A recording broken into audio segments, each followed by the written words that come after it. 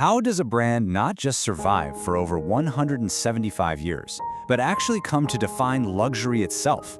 Well, it has to be more than just a name. It needs to be a legend. Today, we are diving deep into the story of Cartier, a name that's become synonymous with the absolute peak of jewelry and watchmaking. Now this isn't some clever marketing slogan cooked up in a boardroom. It's a direct quote from a king, King Edward VII of England.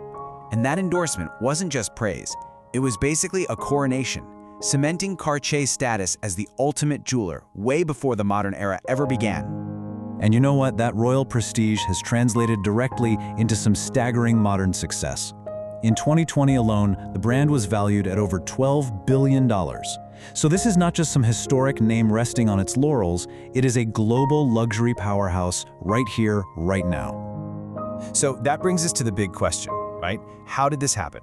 How did one small workshop in Paris transform into one of the most recognized, most desired luxury brands on the entire planet? Let's get into it.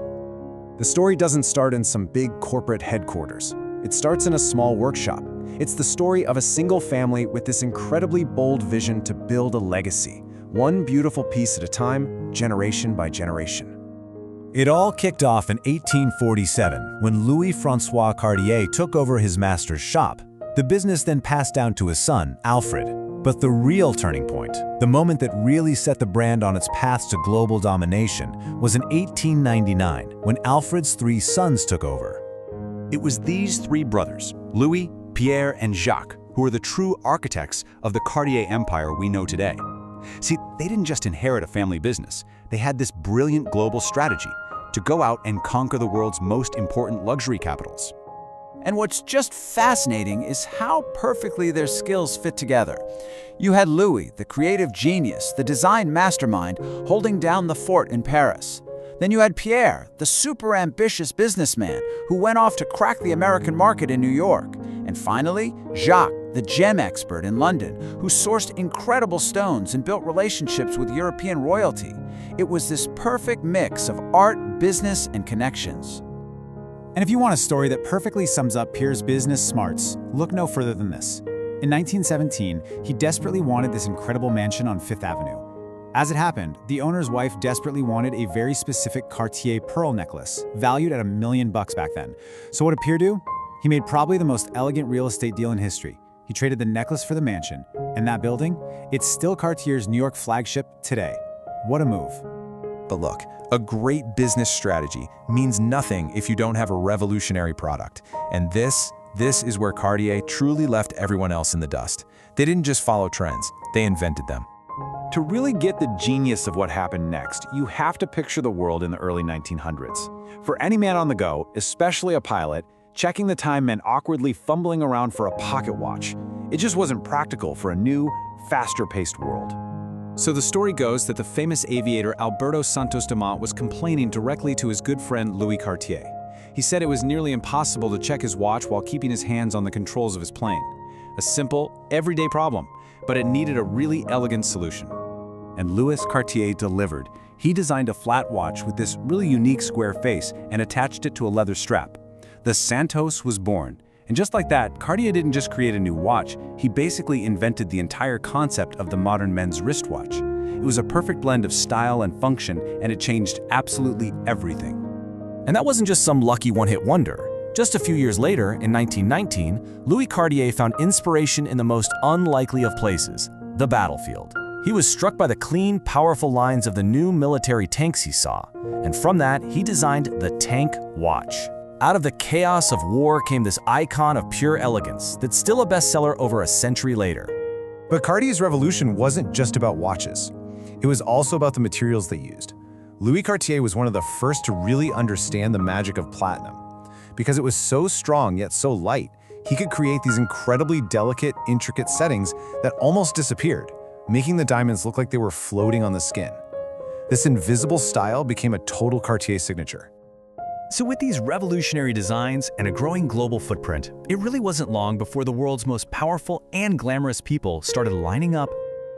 To own a piece from Cartier was way more than just owning nice jewelry. It was a statement. It meant you had truly arrived. Their client list quickly became the definitive roster of royalty, business titans and cultural icons. The brand's prestige got the ultimate seal of approval through royal warrants. We already know King Edward VII ordered a mind-boggling 27 tiaras for his coronation. But just look at the global reach here. The royal courts of Spain, Portugal, Russia, Greece, all the way to Siam and Egypt. Cartier wasn't just the jeweler to a king, they were the jeweler to the world's royalty. And the scale of some of these royal orders, it was just breathtaking. For instance, in 1925, the Maharaja of Patiala placed an order.